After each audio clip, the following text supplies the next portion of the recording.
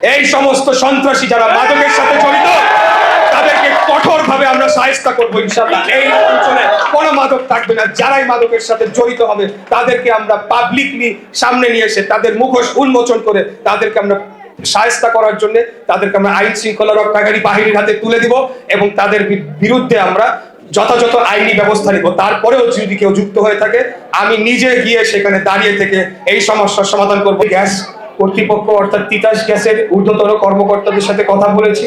একমাত্র smart city Bashundhara, আধুনিকতায় এক ধাপ এগিয়ে।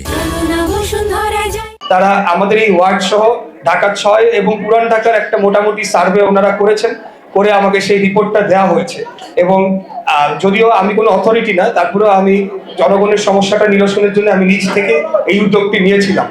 তো এখন আমার জন্য যেহেতু আমি একজন প্রার্থী, আমাকে অনেক আচরণ বিধিমালা নানা নিয়মকানুন মেনে কাজ করতে হচ্ছে।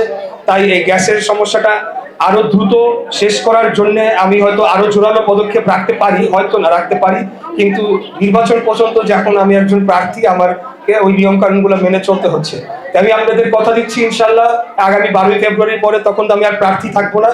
যাই হোক, কিন্তু আমি আপনাদের এই গ্যাসের সমস্যাটা সমাধান করার জন্য যে উদ্যোগটা নিয়েছি সেটা দ্রুততম সময়ে বাস্তবায়ন করার জন্য আমি জোরালো ভূমিকা রাখবো ইনশাল্লাহ।